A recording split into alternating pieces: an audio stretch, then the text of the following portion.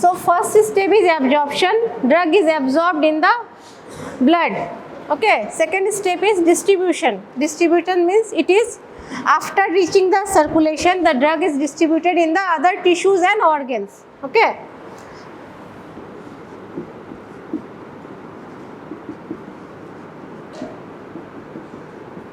And this distribution depends upon what? Again, it has to cross the cell membrane, cross the biological membrane. So, lipid solubility, then pH of the medium, ionization and non-ionization. Then the most important is the protein binding. Okay, drug is bound to the protein in the blood, in the tissue, in the organ. So the most important is the protein binding.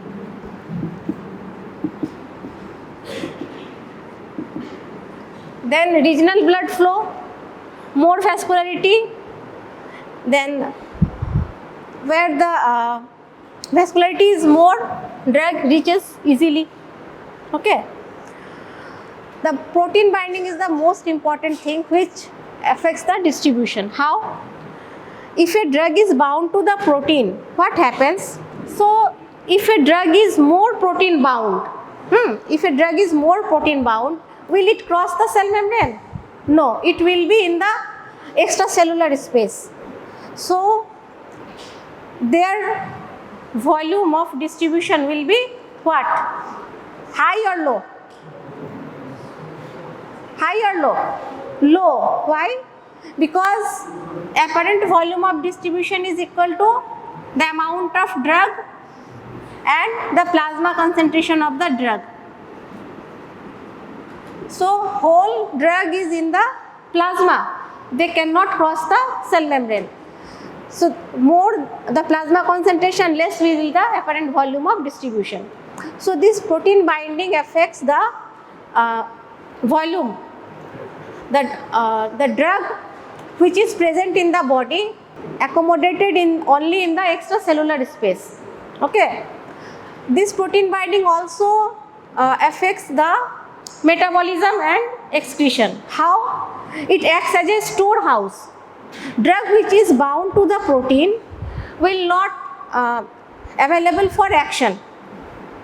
They are not available for action. So they are slowly released in the free form, and then they are present for action. So they are available when they are freely present in the circulation. So they act as a storehouse. And the third is they are not available for metabolism and excretion also. So actually when the blood present in the plasma is tissue bounded and some drugs are free, so there is an equilibrium. So when 50% drugs are protein bound and 50% drugs are free, there is an equilibrium. And when they are excreted or eliminated, then few drugs again released from the protein. Okay. And protein binding also affects its excretion. Means if a drug is excreted in kidney, GFR means glomerular filtration rate. If a drug is filtered in protein bound form, the solvent is also filtered. Water is also filtering in the GFR, in the glomerulus. So what happens? The concentration of drug is unchanged. But if drug is actively secreted from the renal tubules, what happens when drug is actively secreted from the renal tubules?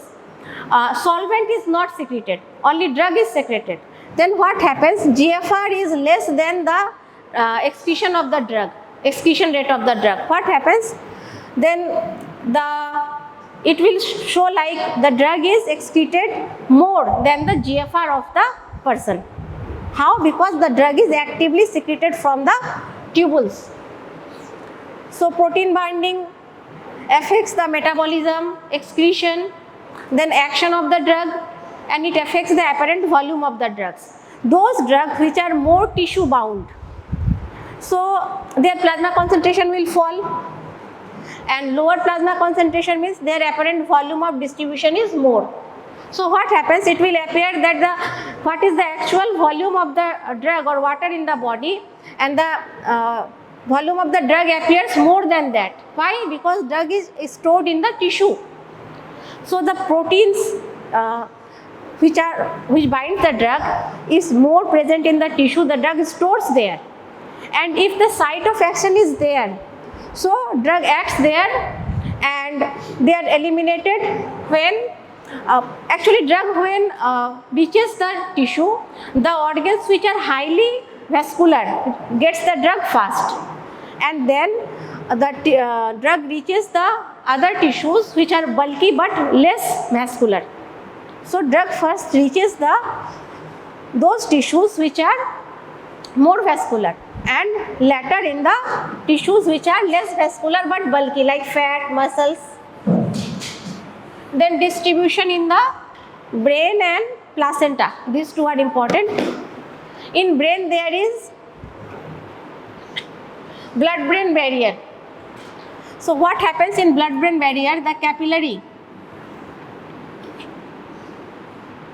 they are tightly bound. The cells between the capillary wall is less, and this capillary wall is lipoidal, means they allow only few lipid soluble drugs, but the polar drugs which are non-lipid soluble cannot pass the blood-brain barrier. There is a layer of neural tissue also. Okay.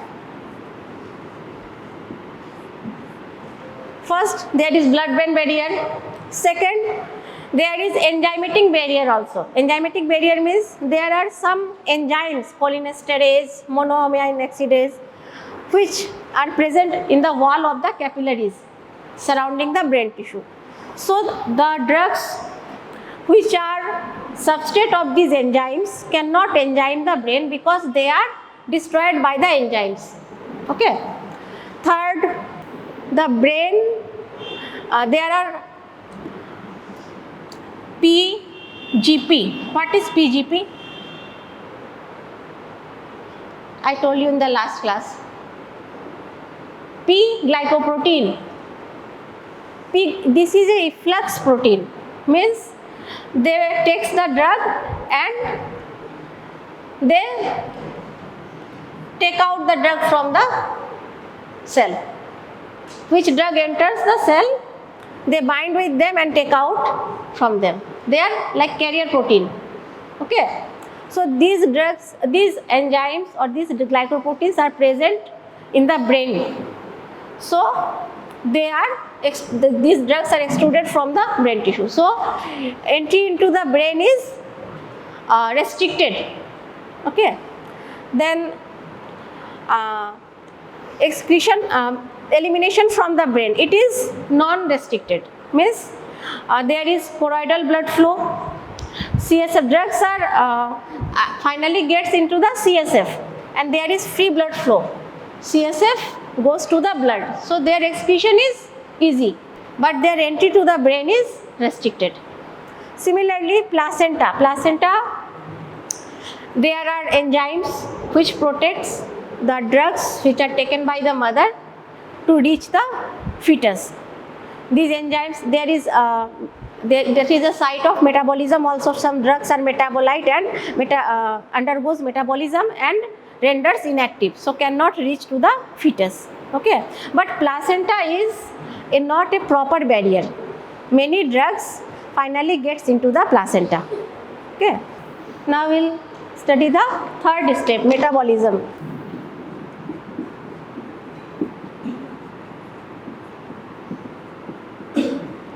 What is metabolism? You have read in the physiology, in biochemistry also. What is metabolism? Anyone? What is metabolism?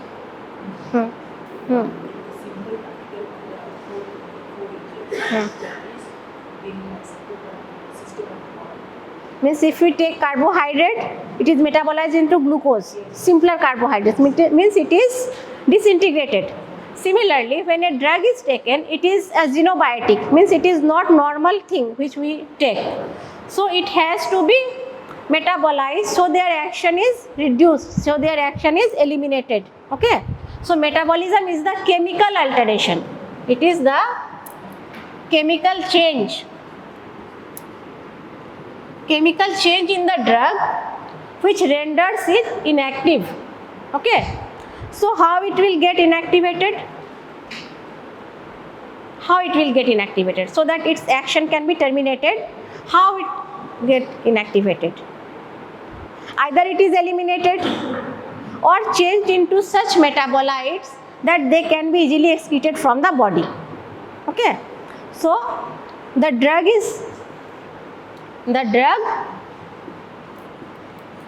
undergoes chemical change, and the formed thing is metabolite or metabolites. These metabolites are excreted from the body or rendered inactive. So how this process happens? Metabolism.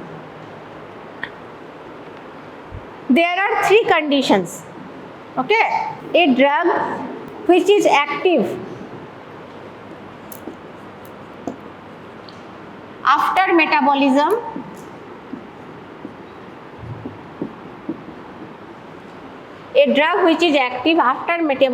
may be inactivated, inactive metabolite. There are chances that active drug after metabolism may be changed into active metabolite. Okay. Active drug turns into active metabolite. Then initial drug and its metabolite both exerts action on the body. If the drug is converted into active metabolite, then the morphine after metabolism converts into morphine glucuronide, and both are active. Both the drug, morphine, and its metabolite both exerts action on the body. Okay. And there are chances an inactive drug which after metabolism converts into active metabolite. Okay. These drugs are taken in inactive form. There may be reasons active drug may not reach the proper site of action. Okay. Or they are not exert action in the form they are available. So after metabolism they turns into active form. So these inactive drugs which are converted into active form after metabolism are called prodrug. These are called prodrug, and after metabolism they converts into active metabolites which exerts action. Like levodopa. These are used in the Parkinsonism. Levodopa cannot exert its action. Okay. And after metabolism it turns into dopamine. Dopamine is active form, and dopamine cannot enter the brain. Okay. Dopamine as such, if you give dopamine, it is inactivated by which enzyme? Okay, I will ask you tomorrow. So dopamine cannot reach the brain, but levodopa can reach the brain. So it reaches the brain. There it is activated into dopamine and exerts its action. So metabolism converts active drug into inactive drug, active drug into active metabolite, and inactive drug into active metabolite. Okay. Now what are the processes by which metabolism happens? So there are phase 1 reactions or synthetic reactions, and phase 2 or non-synthetic reactions. What happens in phase 1? From the drug, a group is revealed, means hydroxyl group, carboxylic group. These groups are revealed from the drug. Okay. Then CH-aldehyde group, amine group. These groups are revealed from the drug which is taken. Okay. And in the phase 2, these groups are converted into polar form, means non-lipid soluble form. So the phase 1 reaction, some drugs may directly undergo phase 2 reactions and changes into polar form so that they can be easily excreted. And some drugs undergoes phase 1 first and then phase 2 part there, so that they finally change into the polar form. Okay. Now phase 1 reactions. There are 5 phase 1 reactions: oxidation,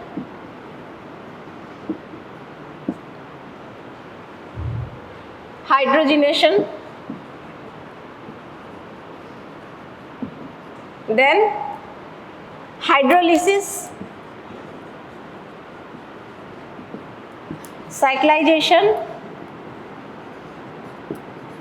and decyclization. Oxidation. What is oxidation? Anyone? Addition of oxygen, that is oxidation. You have read it from your school, 6th, 7th grade. What is oxidation? Redox reaction. Oxidation and reduction. Okay. Hydrogenation is also known as reduction. So either there is addition of oxygen or electron, or there is deletion of hydrogen, that is also oxidation. Okay. So addition of oxygen or addition of electrons, then there is deletion of hydrogen, that is oxidation. So oxidation is the most important and the commonest phase 1 reaction. Okay. Most drug undergoes phase 1 reaction under oxidation. It is the most important. So this oxidation takes place by several enzymes. Okay. And the last step involves cytochromes. Cytochromes. This is a hemoprotein or cytochrome isoenzymes. We call it isoenzymes. What is isoenzyme? What is enzyme? Enzyme is a biocatalyst. Then it has action on the substrate and converts it into what? Substrate is converted into whatever its action is, isn't it? Oxidase means it adds oxygen. Reductase, it adds hydrogen. So it is a biocatalyst. And isoenzyme, a group of enzymes of the same family. Okay. So there is more elaborate definition in biochemistry. I am going short. Okay. Isoenzymes. So cytochrome isoenzymes, then mono-X oxidase enzymes, then NADP. You know NADP? NADPH. So these enzymes, they add oxygen to the drug, to the substrate. Okay. So among all these, the most important is the cytochrome isoenzymes. They are CYP450 isoenzymes. Most important isoenzymes. So most of the oxygen are carried out by, final step carried out by cytochrome P isoenzymes. Okay. They have more than 100 families. So there is numbering. Cytochrome P then 1, 2, 3, these are family. Isoenzymes, they are isoenzymes. Then there is A, B, C, D, like that. This is subfamily. And then again individual numbers are there. Okay. So these cytochrome P450 isoenzymes are like, for example, CYP1A2, like, means its family 1, subfamily A, and individual isoenzyme is 2.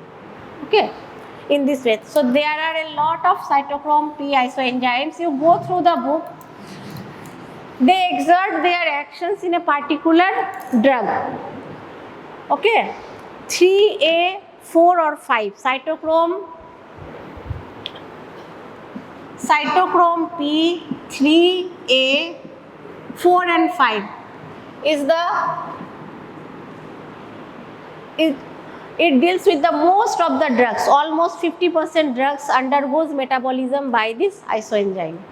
Oxidation enzyme goes through this isoenzyme CYP 3A 4 5. There are also CYP 2D6. There are many. Okay, you remember these drugs, these isoenzymes, and few important drugs which are catalyzed by this cytochrome P.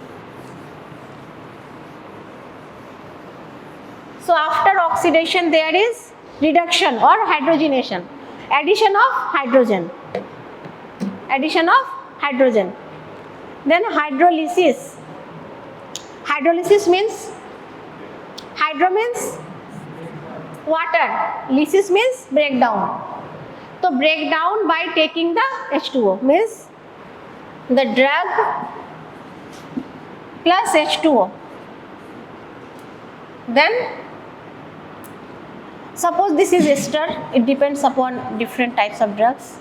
It is converted into acid and alcohol, aldehyde. What is? Acid and alcohol. So esterase will be there, because ester, the drug is in the ester form. It has taken H2O and it is broken down into acid and alcohol. So this is esterase. There, if the drug is amide,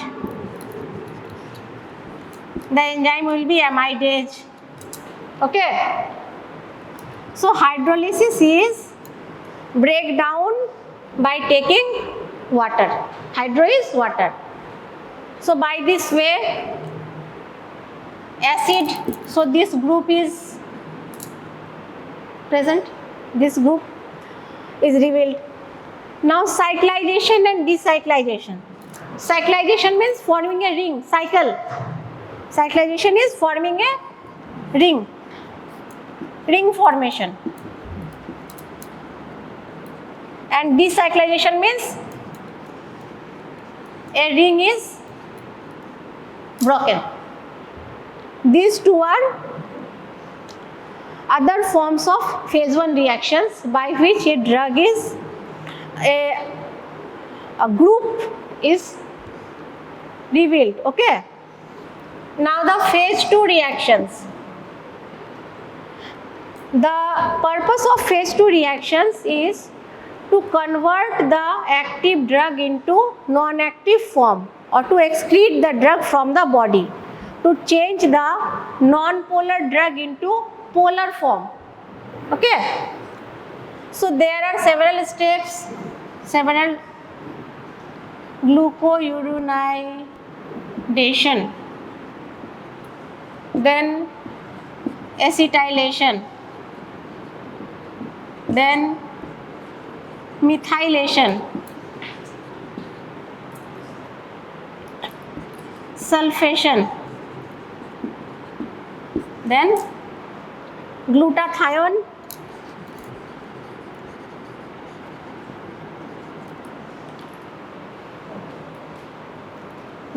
reaction, then nucleoside or nucleotide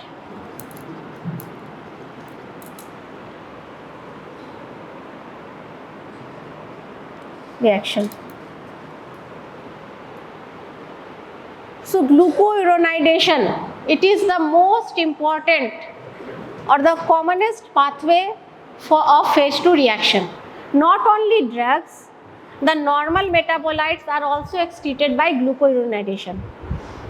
You have read about bilirubin, how it is excreted from the body? By glucuronidation. It is by there are many metabolites. So glucuronidation also the most important pathway for drug excretion. Okay. So there is UDP transferase.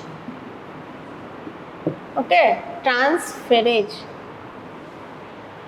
UDP glucurosinyl transferase, UGT. It is in short. It is called UGT.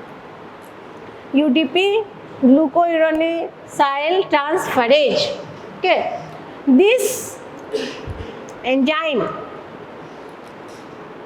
binds with the phase 1 metabolite of the drug or the drug itself, if there is only one step, phase 2 step, and it renders it into polar form, so that their size increases, they becomes bulky, they become polar and easily excreted from the body. They cannot reabsorbed in the body again. Okay. So some of the drugs are excreted in the bile. You know, bilirubin is also glucuronized. Similarly, some drugs which are glucuronidated, they are excreted in the bile. They reach the gut, secreted with bile, so they reach the gut. In the gut there are bacteria which separates the drug from the glucuronide. So drug is again reabsorbed and enters the body.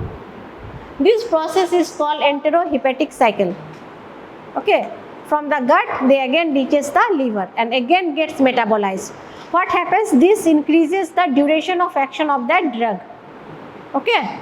OCP, oral contraceptive pills, their action is increased, the duration of action increased by glucuronidation. So they are meant for excretion as well as they also prolongs the action of the drug. This glucuronide is not present in the newborn. Okay, newborns are deficient in this enzyme. So what will happen if those drugs which are excreted by glucuronide are given to the newborn? Will they metabolize? Will they excrete it from the body? No. So they get accumulated in the body and causes toxicity. So for the newborn, drug should be chosen consciously. Okay, consciously chosen so that this drug does not exert any toxic effect. Then acetylation. Acetyl group. Acetylation means it is carried out by acetyl transferase. Acetyl transferase means acetyl group is inserted in the drug or drug metabolite and they are rendered polar. Then methylation, methyl transferase.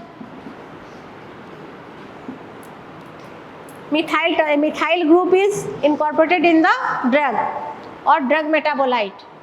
Then it is rendered into polar form.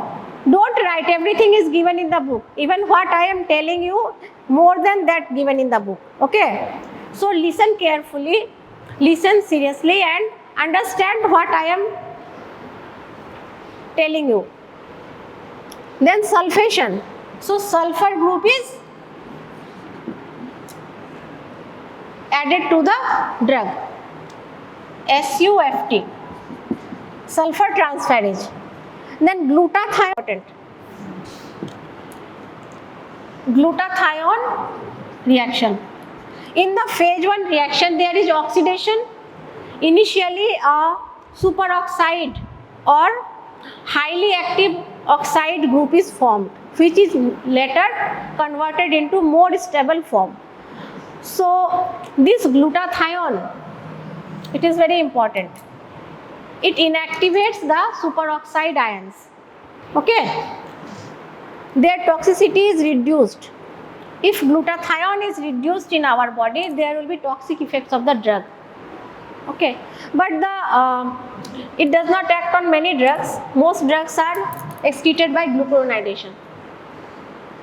Then nucleoside or nucleotide reaction. So, which drug will undergo by this reaction? Undergo excretion by this reaction? Nucleoside or nucleotide? Purine, pyrimidine. Purine, pyrimidine drugs because they are nucleoside. Okay. So this is phase 2 reaction. So in brief, phase 1 and phase 2 reactions. So these enzymes, where are they located? Where does they present? Where are they present? There are two types of enzymes.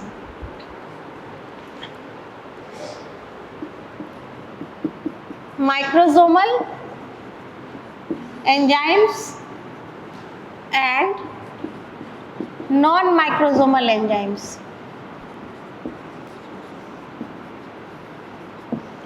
So macrosomal enzymes means those are present in the microsomes.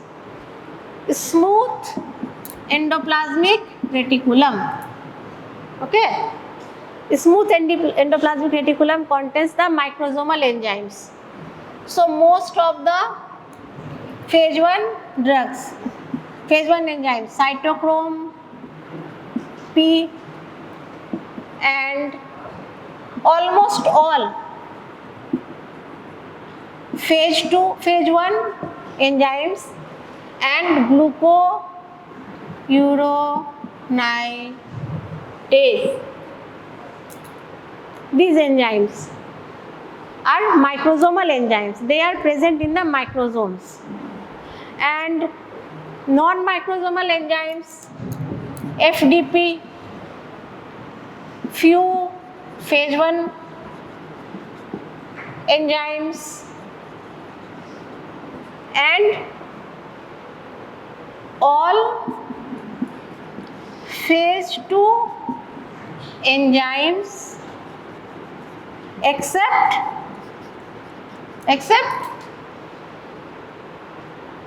all phase 2 enzymes except what? Glucuronidase transferase. Okay. Glucuronidase transferase. So microsomal enzymes has all the enzymes, almost all enzymes of phase 1 reactions and glucuronide excretion.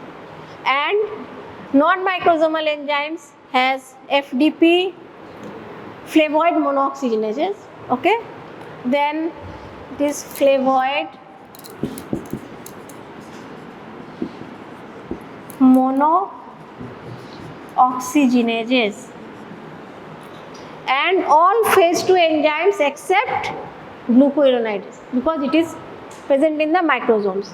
So why this classification, microsomal and non-microsomal enzyme? Okay, their location is they are present in the cytoplasm and mitochondria. Okay, microsomal enzymes are present in the smooth endoplasmic reticulum of the cell, and non-microsomal enzymes are present in the cytoplasm and mitochondria. So why this classification is important? Microsomal enzymes are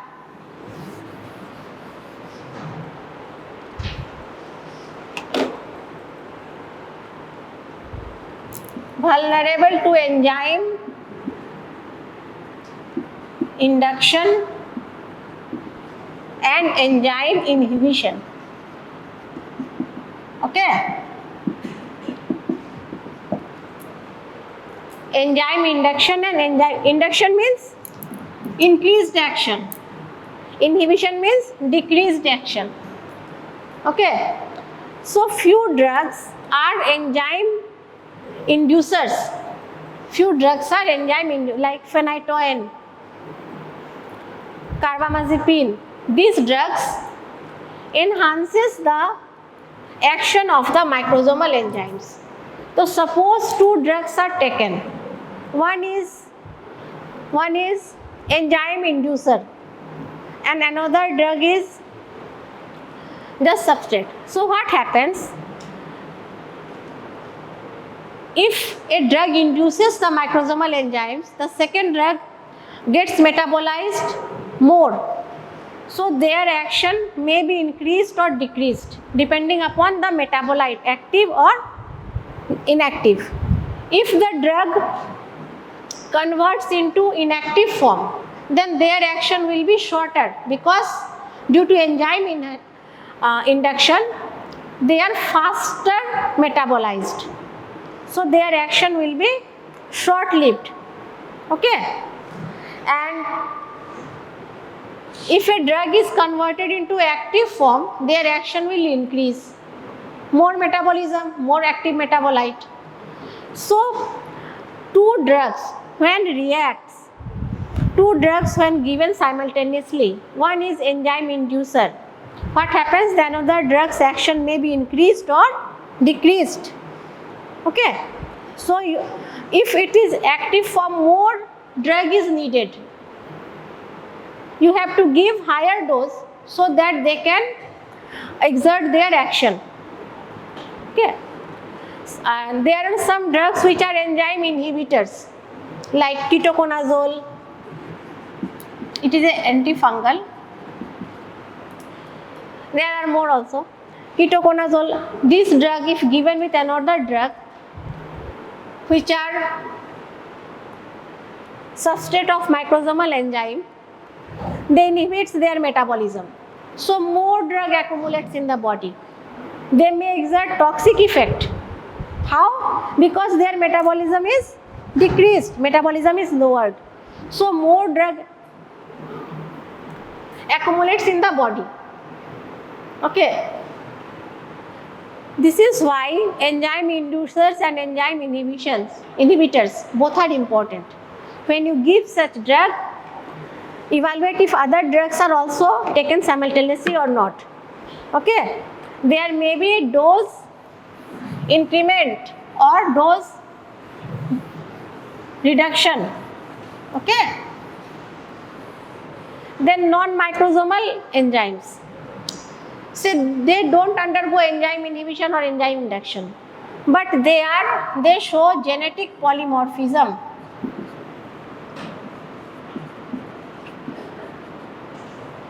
Polymorphism. What is genetic polymorphism? Genetic means determined by genes. So it varies from individual to individual. Poly means many, different, and morphism means feature. So non-microsomal enzymes show genetic polymorphism, means their action varies individual to individual. Okay.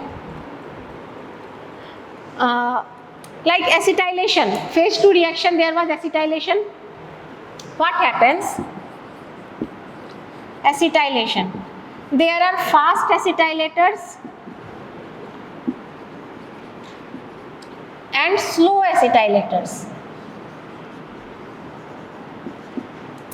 So if a drug is taken which is excreted by acetylation, if a person is fast acetylator, okay, so what happens? The drug is excreted out faster. And if taken by a slow acetylator, drug is excreted slower than expected. So their amount accumulates in the body. What happens? It may exert toxic effect. Or if it is given in the normal dose, fast accelerators, they may have no action in the body. Okay. There is a drug metoprolol. Metoprolol is used as an antihypertensive. Those persons who have high blood pressure, this drug is given. So it is excreted by acetylation. What happens? If it is given in a fast acetylator, the action of the drug may not exerted in them. So their BP will not decrease. Their blood pressure will remain same. And if it is given in the slow acetylators, we have to reduce the dose. Why? Because they are slowly excreted from the body.